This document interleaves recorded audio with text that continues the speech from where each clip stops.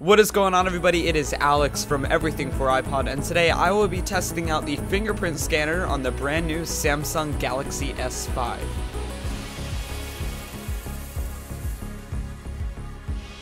The home button on the S5 is actually a fingerprint scanner, just like the Touch ID sensor on the iPhone 5S, however it works a little bit differently. I'm going to head into the settings application by dragging down the notification bar and then clicking the gear icon, and then go into the finger scanner settings. And I'm going to enter the fingerprint manager and set up a new fingerprint. The way it works on the Galaxy S5 is you actually start with your finger on the screen and you swipe down off of the screen and over on top of the home button, unlike the iPhone 5S where you just simply rest your thumb on the button itself. This you actually have to swipe over it. Just like setting up Touch ID on the iPhone, you have to swipe your fingerprint multiple times so it gets an accurate reading, and once you finish, you have to set up an alternative password in case the sensor stops working or maybe you cut your finger off or something. Once you get past that, it prompts you to set fingerprint lock as your unlock settings, so I went ahead and did that. And as you can see, when I go ahead and lock my phone now and then press the unlock button again, on the home screen it asks me to swipe my thumb from the bottom of the screen, and once I do that you can see it says recognized, and then after a second or two I'm right into where I left off.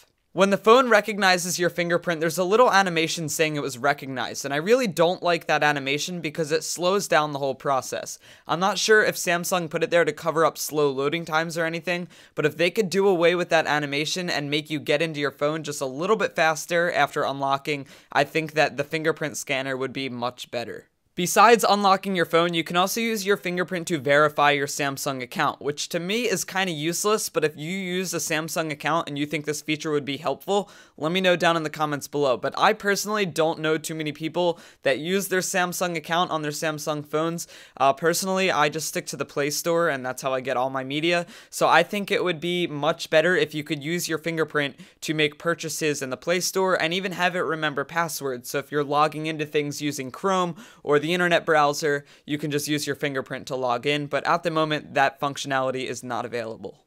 As I head back into the fingerprint manager, you can see it asks me for my fingerprint, and as I put that in, you can see I get no match. So it doesn't work perfectly every single time. Sometimes you have to try twice. The iPhone is not perfect every single time either, but this technology will hopefully improve over time.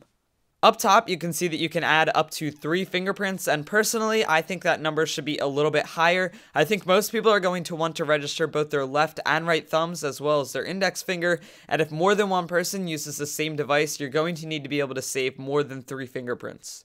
Nothing against Samsung, but at the moment, I think Touch ID on the iPhone 5S is just a little bit better than the fingerprint scanner on the Galaxy S5. It's a little bit more useful because you can use Touch ID in the App Store and you can't use the S5 fingerprint scanner in the Google Play Store.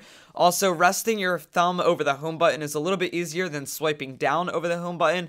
And another thing to think about is you can't really tell on the white Galaxy S5, but if you get any of the other colors that have a darker bezel, after you constantly start swiping down over the front of the screen, it's definitely going to show a lot of smudges. Thank you for watching. If you enjoyed this video, don't forget to hit that like button. It really helps me out a lot. Also, let me know down in the comments below if the fingerprint scanner could be used for one more thing on the Galaxy S5, what would you want it to be used for? Make sure you're subscribed because next up is a comparison between these two guys. You definitely won't want to miss out on that. Thanks, and I'll catch you in my next video. See ya.